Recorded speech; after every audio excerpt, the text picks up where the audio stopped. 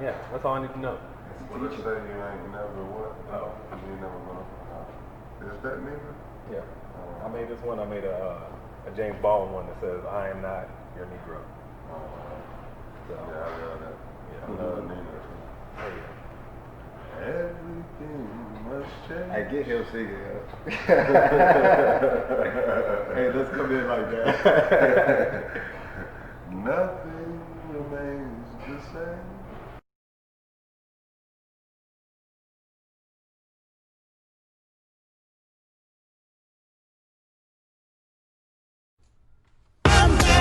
Ladies and gentlemen, this your journey in Jarrell's journal.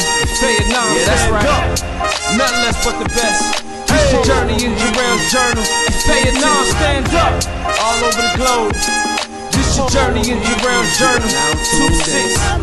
In city, stand up. 2-6. This your journey in Jarrell's journal. Let's go. Bring it with me, the source of your information. Created to cover all sorts of sports and many players. In the making, there is none other like it. From the majors to the minors, it's tailored to be enlightening. To politic with the globe and unfold an athletic platform for the world to behold. Just stay tuned as I cover your thoughts and views. Innovating a structure to stand taller for the player of the day, making way for tomorrow.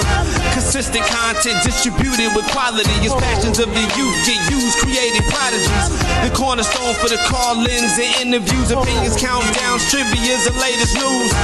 Bearing gifts, so this from me to you, guaranteed to be what you don't wanna miss. So have a seat, cause I'm back. Welcome to Jarrell's Journal, sports podcast where we talk about current events and we focus on ethics and decision making so we can promote and spark a light, change the thought for organizations, athletes, coaches, players on all levels. We want to stop and first say this is our first episode and we're sponsored today. We're sponsored by Anson's Tobacco Company, here in Fayetteville, North Carolina. So we have to give them a big shout out. Also, this is our first episode, and I'm delighted, pleasure to have my brother on the episode. We have former third-round pick out of Kansas City, DeMarcus Tank Tyler, Fayetteville representative, man, legend out here. How you been, bro? I ain't been good, man, brother. I'm Appreciate you having me. Already, so we go back, long time, high school, college. It was only right that the first episode had to have my guy on here. So tell us how you've been maintaining with this quarantine going on, man. What you been doing? Actually, I just got back from Africa. Yeah, when the quarantine first started, I was here in Arkansas, in the States, and I, took off and went over to the land. Check on everything, and I was thinking, maybe I'll be there for a little while, and I have endless amount of resources over there, so. Yeah, smooth, man. Yeah, I've been checking on you, so I've been looking at it. It looks peaceful, though. That's what I like about it, man. Yeah, it is. Contrary to what we got, going on over here. Right. But tell us more about it, because I know we were talking about earlier about the sea moss and all that. Right. I want you to inform, so you know what I'm saying? Because I'm about to jump on it. I promise you. So I live in Zanzibar. That's the island off the east coast of Tanzania in Africa. Mm-hmm. And I have land there that the island of Zanzibar is like a garden. Okay. So it produces fruits, endless amount of fruits, vegetables. Where I live, we planted, things, vanilla, cinnamon, cardamom, turmeric, ginger, and then the fruit trees have been growing for hundreds of years. So that's kind of what brought me there to Zanzibar. Being in the natural world now. I was just about to ask you that because I know I had an aunt. She was saying she's from Guyana. So when she goes home, just the transition of having all the natural fruit and vegetables, and then coming back here, is totally different. Right. Yeah. It's I say all the time we never tasted real fruit here in America. what sweet fruit is. Because the soil that fertilizes this fruit to grow is heavy mineralized. Gotcha. And so the fruit is able to reach its fullest potential in nutrition. And so the mangoes are sweeter.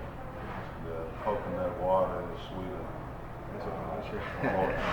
More juicy. Apples are juicy. Oranges is like an orange juice. Yeah. And that's knowledge.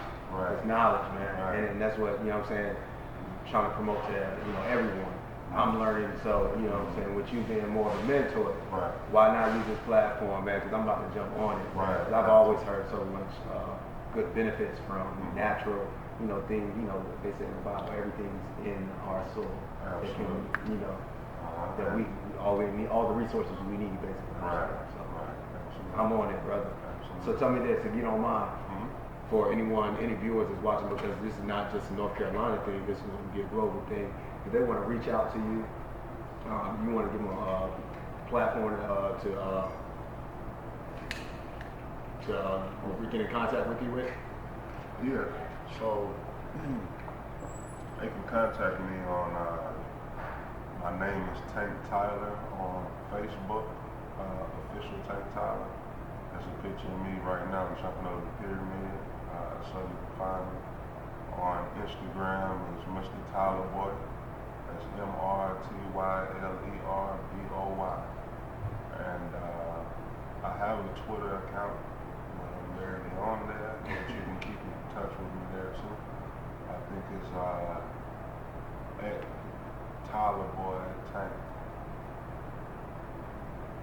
Something like that. I'm not on Twitter much. I was just about to ask you. I don't know how to work Twitter. Yeah, I guess Twitter would have fell by the wayside. Yeah. But a lot of people, I still see news coming up on Twitter. I get all kind of feeds and emails, but I don't understand it. But let's go and jump into it, man. Let's get into the nitty gritty, man. You ready, bro? Let's do it. All right. So recently, ESPN's been documenting, released a documentary of The Last Dance, focusing on Michael Jordan 97-98 series. What it's brought me back to was the era we had the luxury of growing up, witnessing the greatness, and I remember even thinking like, man, while this is going on, I need to cherish this. I don't know if you've seen the documentary, but how does that bring you back, just thinking back to Michael Jordan, his leadership and everything?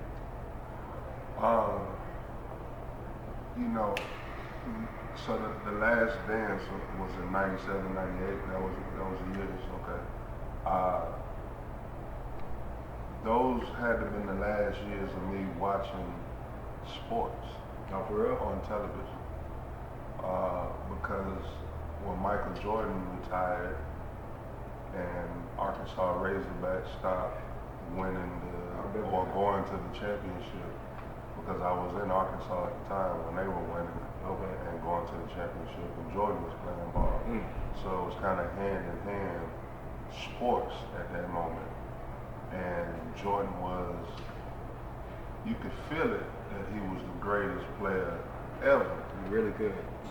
And you could see it, even as a child, watching Michael Jordan, he was like, that is the greatest.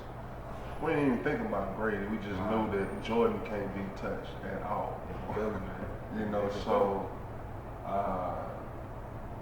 relaying that to our game and our journey, the last journey, you take some of that from Jordan, his leadership role, and his leadership role was in action. It wasn't in a lot of talking. You seen action even at the end. He throwing his fist that he won the game. He ain't talking all in the camera. As soon as he won it. So that was, I felt like my leadership and us as we're talking Golden Bulls right now and in that era, even down to the way we approach the game, before the game, in the stretch lines, you'll see us running full speed and knocking each other out. It wasn't, you know, we had a voice, one, but it was the action. Hey, you bring up a good point. I think about the same thing. Just, you know, me trying to intimidate Jordan. You know what I'm saying? When I go back on the court, I'm trying to do the same thing. But it was also the leadership that he possessed that I took with me. And I think in our whole era did. What do you think about the new school kids? Because they don't really see that in LeBron, that same type of drive, that same type of leadership. And I think that's the difference between our kids or the way we grew up versus kids today. Yeah, there is a difference, a great difference in Jordan and the other players like LeBron. We were just talking about leadership. We were talking about the last dance. But let's move on a little. So while we're on that, can I touch on that one time while we're on Jordan? Right? Yeah. So Michael Jordan, and going back to, you know, because this is the only time, remind you, that I watched sports in my lifetime.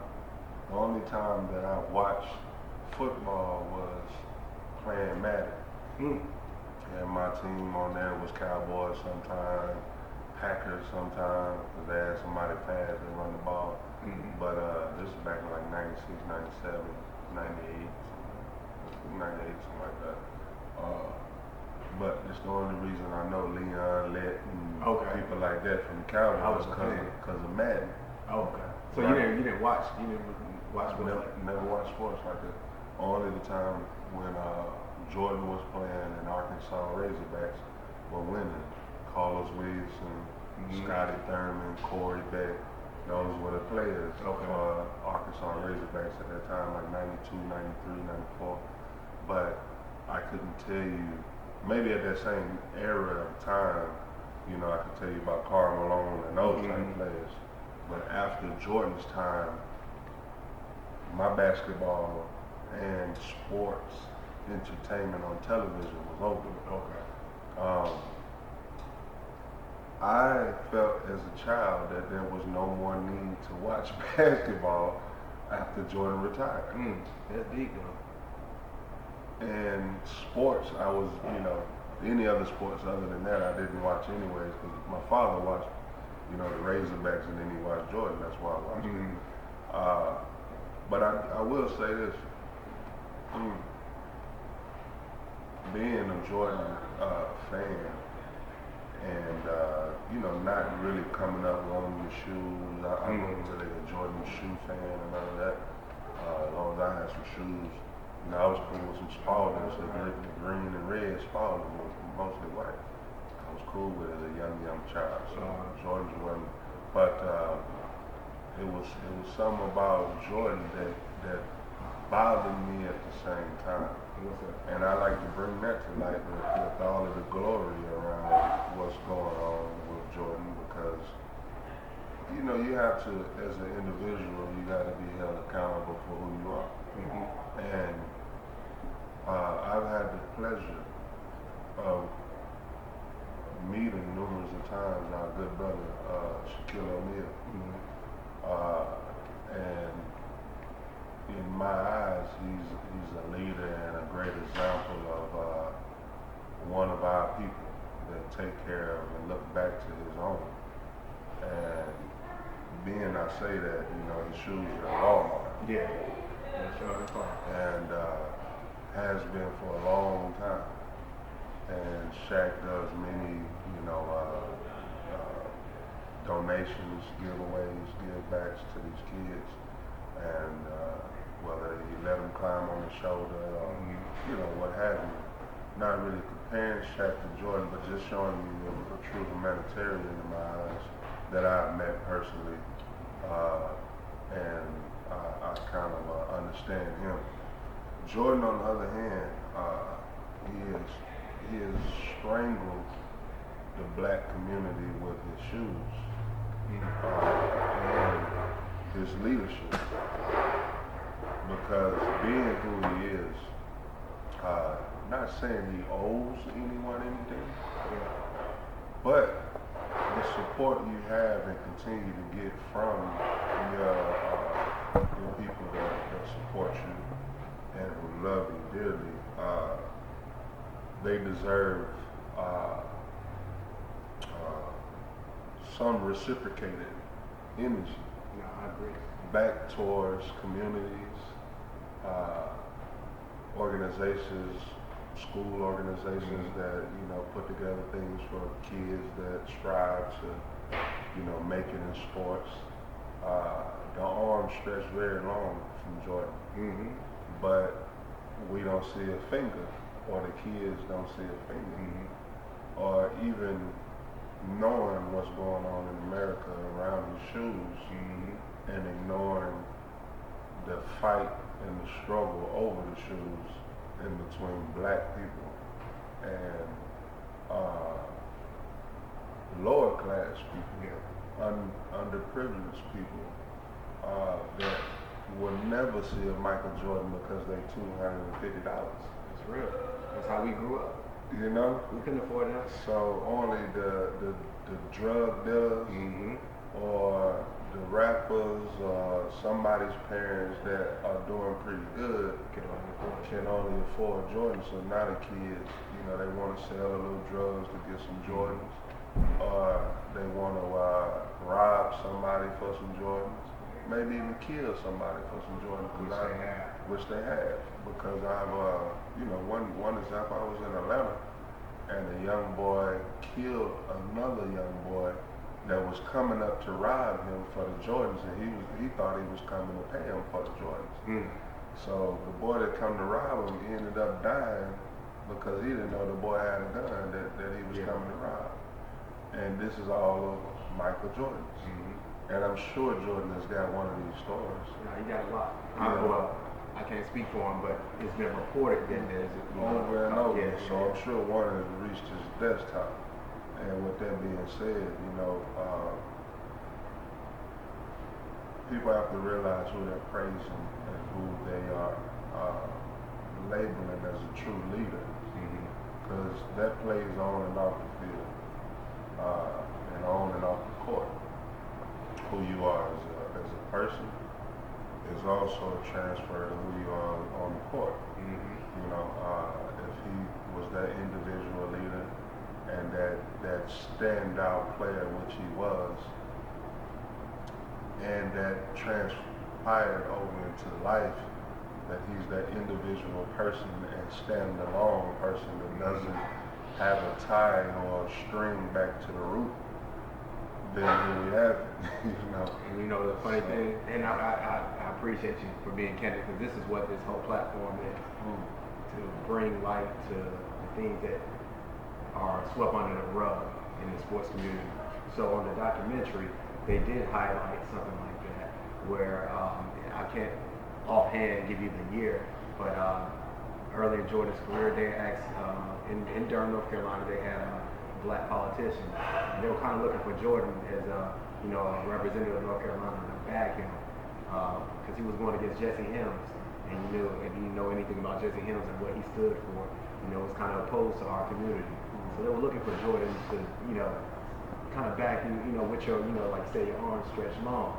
But as an athlete, he didn't feel like he needed to, and he wanted only to play ball and focus on ball.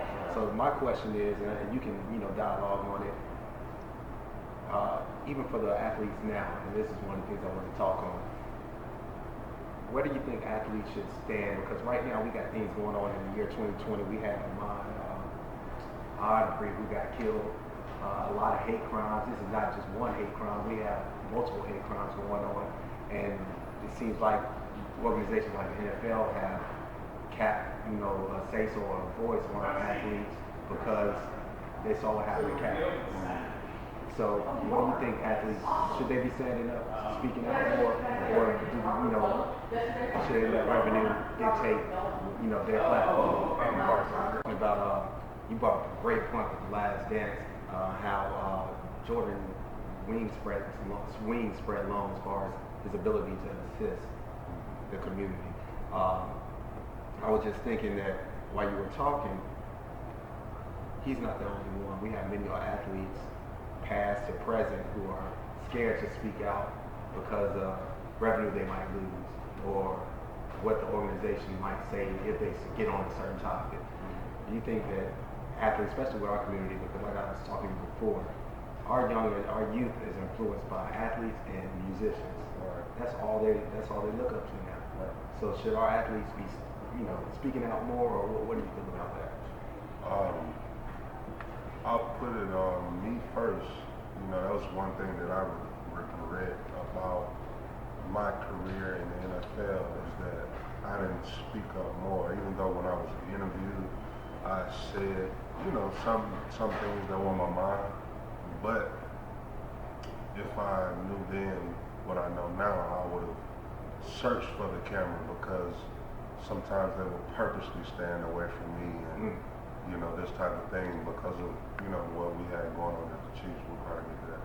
But I do think that athletes have a very, very important voice, and to speak the truth is the importance. But inside of, I'm sure this goes on in the NBA because I hear the same robotic responses. But the same as in the NFL, we're kind of instructed and taught responses to interview questions and all interview questions, whether that's TV, radio, in person. Never to down the other teammates, always put the other teammates up. It's never about myself, it's always about someone else. These are some of the basics that they tell us how to respond. And then certain things, if they ask about, respond this way, respond that way. So you have those things.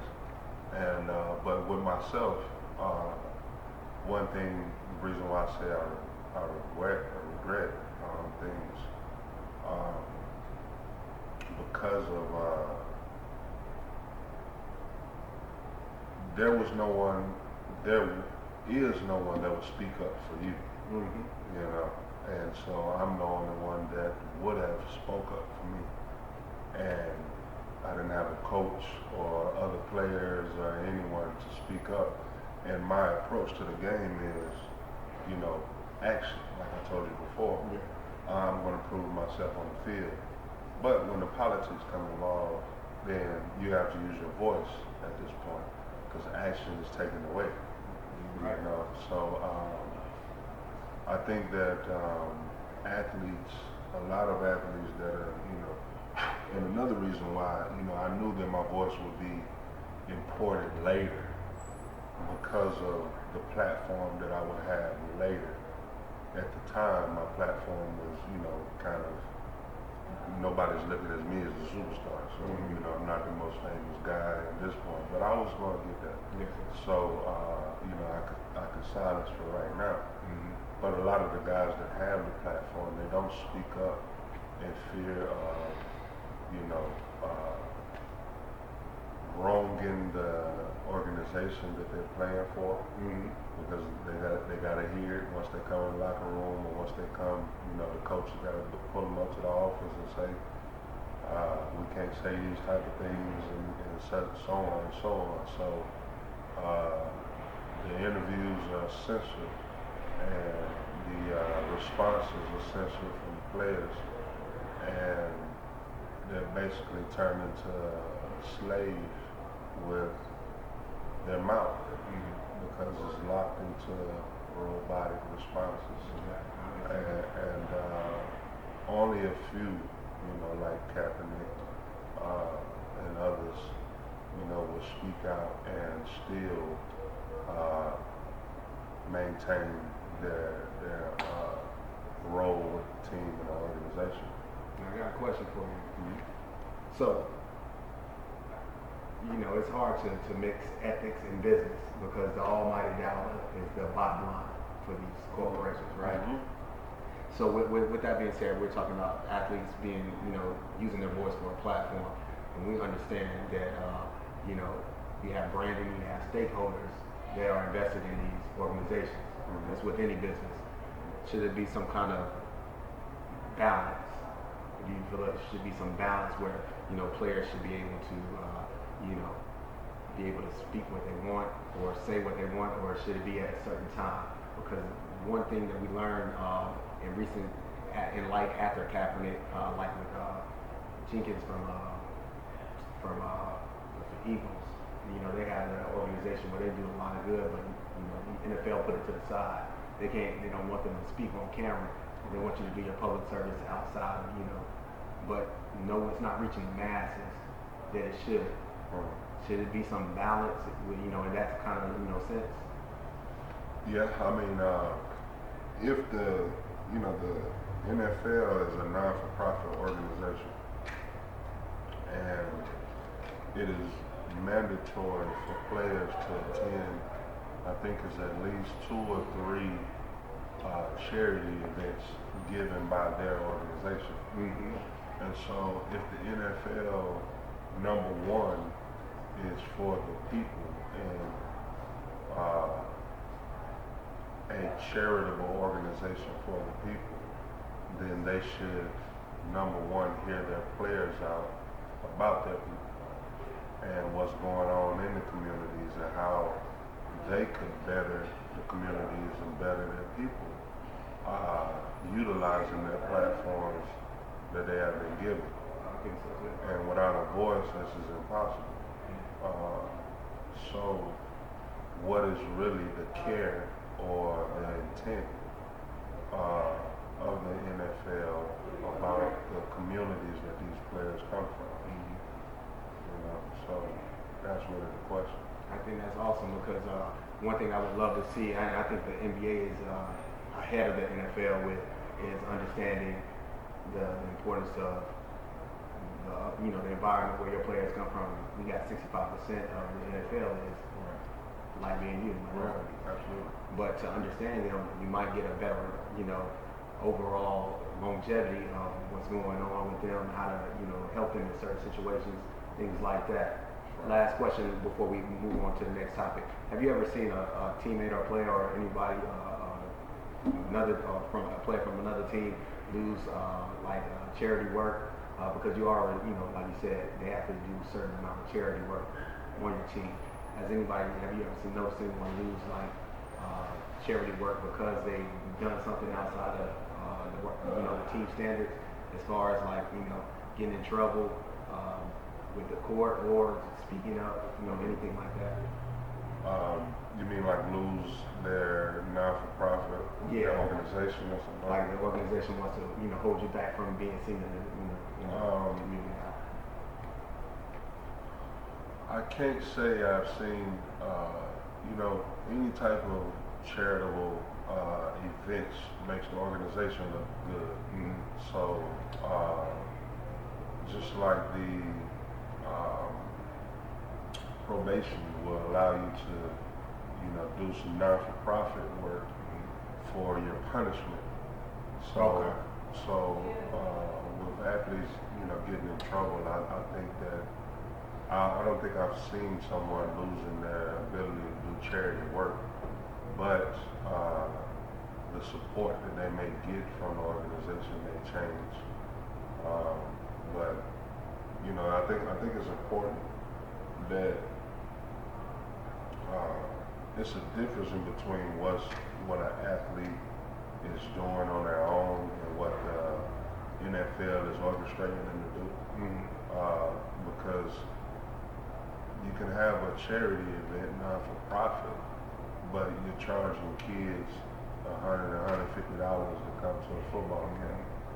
You know, to me, that's not really charity or not for profit. You know, because I've never ran a football camp. I've been a part of some, but I've never seen the money collected, nor did I know the money was being collected like that. And I probably, they were my friends that I was a part of the organization, so I probably still came, but I probably would have had a conversation with them, you know, about the next event. But following the NFL in the way that they do things in charitable and not-for-profit organizations, to me, is not really the road, because they still take from the communities and take from the people, in not reciprocating or giving back. You're just giving back an athlete and the image and some of the words and the skills of the athlete, which is visibly to, you know, someone that's looking at, whereas the game, the athlete is I keep bringing back the slave word, but you know. I understand. But that's what I was asking, because I mean, it's obvious. You know, you gain your brand, you gain revenue from being out in the public's eye. Charity work, you know, stakeholders. The other thing that's been going on in the sports world recently, we had the Giants cornerback DeAndre Baker and Seahawks cornerback Quentin Dunbar got arrested. So they got arrested recently in Miami, which was their hometown. They were doing a little illegal gambling spot with some, you know, people, not necessarily friends. They ended up coming back doing an armed robbery after losing $70,000. Yeah, crazy. So my question to you is, and this is what I'm, you know, would love to talk to different organizations and teams about, are the environments that these players are growing up and helping them come back so they don't make these same decisions that these two young brothers did, because they're a rookie and 1 year vet in the league. So from your personal experience, did you have any obstacles like transitioning into the league and knowing that, you know, you had to remove yourself from, you know, how we grew up, our environment? Yeah, unfortunately, our environment, anything can happen at any time, type of thing. You said these guys were on the gambling spot and they got robbed? They didn't run it, but they were, you know, let's say, you know, you got with some people you might know, it might be affiliates, not necessarily close, but they were gambling from reports. Ended up losing some money one night, came back 3 days later, on robbery. Oh wow! I just informed. He ain't know. I don't watch much television. Yeah, so they ended up coming back robbing. Wow, that's crazy. Yeah. So. I'll say this kind of goes back to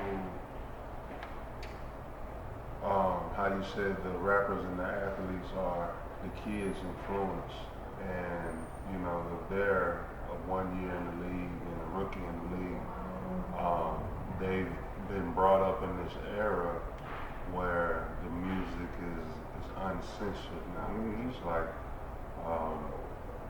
there's no leaders to really regulate what people are talking about and how official it is that what they're saying, because you know, a lot of people that have done these things know that this ain't the way, and this definitely ain't the way for the children, you know. But the times have changed in our communities where the leaders aren't the same anymore as far as looking out for the best interests of the children and not exposing certain things to up and coming youth. So the mentality with athletes is the same as mentality with the new age rappers. They're all influenced by the same music and the same culture now, which is genocide, kind of destructive culture that we have in Black America. And we look outside, you know, a lot of things have happened systematically and politically to Black people because of politics and racial conflict. But a lot of things, or most things, come internal from self. And you see that through the neighborhoods, through the community, through our culture now. We are our biggest enemy. And so with us allowing certain feeds going to the children with certain information and certain motivation going towards negativity, then it's very easy for athletes to continue to want to keep that image up, and rappers to want to keep that image up when they become in those positions. So it's something that got to change, and then it's an internal thing that must change, and it starts with leadership into the new generations. And so tell me this: do you have any? Because I remember we came up together, so and we went to high school, college at the same time. Did you have any like personal stories where you had to stop yourself because one decision can change your whole life, your career, going into the league? Do you have any stories like kind of like came real close and that could have been it? Going into the league or either one. I've had a couple situations. Well, one was my decision. I was actually out of the league, but then I just got signed by Chicago in the middle of their season. And being that I was, this was 2011, and my last season was 2009. And so I didn't have money like that. I was back kind of in the streets, around that time, and went back to what I knew, I guess. And so I made decisions at that time, being around people that in my own personal decisions that caused me to, get into trouble with the law and stuff like that. And so it wasn't an almost situation, it was a situation. And but that taught me, it brought me back to humbleness again, and a realization of, you're still a target, you're still out here as a large figure black man that you can't just do anything you want to do, which that's been my mentality for a long time. So and the environment does have a definite influence on especially us black people that come up in certain communities and certain environments, and the off season come around, you're back in those environments, or you're still connected with those places, being you come from there. It's not that you have to cut ties, you have to change ways, and it's very important to do that. But once you realize what life is truly about and the consequences of making certain decisions, once it comes there to light, then hopefully that you can make a positive change inside that would spark a change back in the communities. Yeah, and I think it's important, like I think we mentioned before, that leagues understand that these environments are so detrimental and influence the decisions and the behavior of how we think, how we act, with the decisions we're going to make as we get older. You know what I mean? Right. Is there anything you think the league or a gap where the league could assist in getting more direction for these young players? Because I know they got the rookie symposium, and they give kind of general information on what not to do, but it is something they should implement more to help these young kids, so they won't make these. We hear these things all the time. That's why our first take is so big. Right. Well, I think that what the NFL has is the players union, and the players union they have current players that are current players, and then they have retired players. And I think it's up to the players to come together to choose leadership and to choose role models to speak to the younger players, which some do, but I think it needs to be more organizations built around that. The players that have experienced and been, ups and downs, come from the communities and have excelled in fine leadership roles in professionalism. those are the players that need to spend more time with the younger players that will spend more time with the younger community on positive influence and leadership and experiences that they may have went through that they can eliminate some other people are going through. So they can actually, you know, relate to it at the same time. Right. Got you. And last question, I know you gotta go. I done had a ball just, you know, chopping it up with you, and this is what we're here to do, promote, talk about real stuff, man. Stuff that, you know, is not necessarily they talk about on the media, on the mass media market. But real quick, favorite team growing up, man? Favorite team growing up? Any sport. Any sport? All of them, or major sports, NFL, basketball, and NBA, excuse me.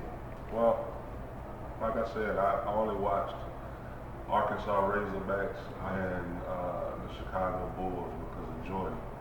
And I lived in Arkansas, I was born there. Gotcha. Then we moved here to North Carolina. My uncle liked the Cowboys, so I take the Cowboys in football. Okay. When I did play the baseball game on Sega, I played with the Cubs.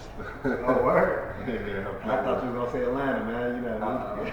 I did sometimes play with the. You know, we I played ride- with the Indians. What was it Indiana? Indian, Cleveland, Cleveland Indians. Cleveland Indians, the Cubs, and I played with the Braves. Okay. On baseball. What about basketball? On the video game. Yeah. In the video game, who did I used to play with? I used to play with Orlando Magic. I used to play with the Seahawks because I liked their colors. Not the Seahawks, the Sonics. Sonic, I know you're The talking about. Sonics because I liked their colors.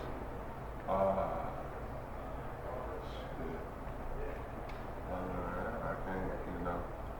Like I said, man, I Good think man. I was a Penny think- fan, so yeah. Yeah, I think back in 99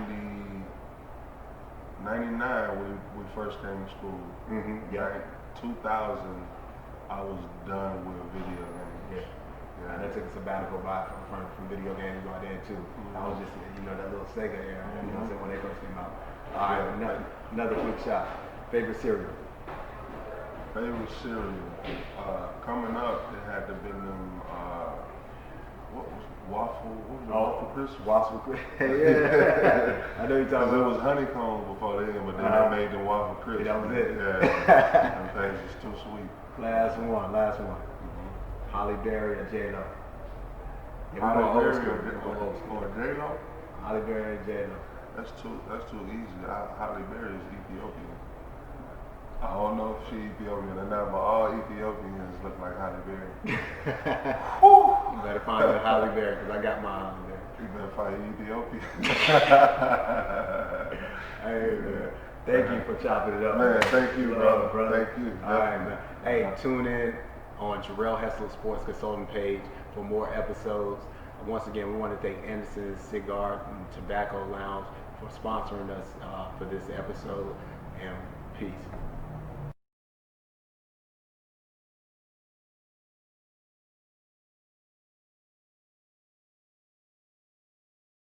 I tell you that. You talking about talking to yourself. Like I was in the jungle today. Oh, word? In my hammock, yeah, just chilling. First day I did some, I raked my yard, raked the leaves up. Second day I just chilled and was around a little bit.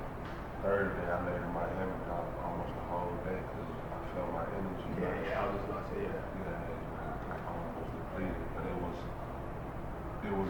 a cool feeling because I was out in the forest and it's just me, you know what I'm saying? But two, it was like you could feel that point where, you know, I'm only depending on my spit. That's rough, boy. You know what I And mean? is it more self-discipline? That's what it's teaching you at the same time too? It taught me more self-discipline, yeah. And that it's teaching you limits that you didn't reach before, you know what I'm saying? Or Yeah. that you have no limit. You know what I mean? So, Yes, facts. you know, Facts. it taught me a lot, but you know, I think the one ultimate thing it taught me is that I can go without anything and be fine. Yeah, I think you hit it on the head. Nothing at all. I don't need anything. I think you hit I it on got the head. everything. I think, because mentally I was telling myself, nah, I can't do that, bro. You hit that third day, like, you know what I'm saying? Now, you know, okay, now I got a little motivation. I can handle this. But yeah, it was definitely in my mind and speaking to myself. So like what you said, yeah, I know I can do it now. If we go on another fast or something, I know I can do it now. You know what I'm saying? You can do it. You know, it's all Right. And so, you know, right, like me conquering that now, I know I can do 4 days. You know, I may can do longer, but I was fasting for 93 days up until that point. You know, so it was the 3 days after. Oh, so you were already fasting? Yeah, but it was mostly coconut water and vegetables. You know, fruit.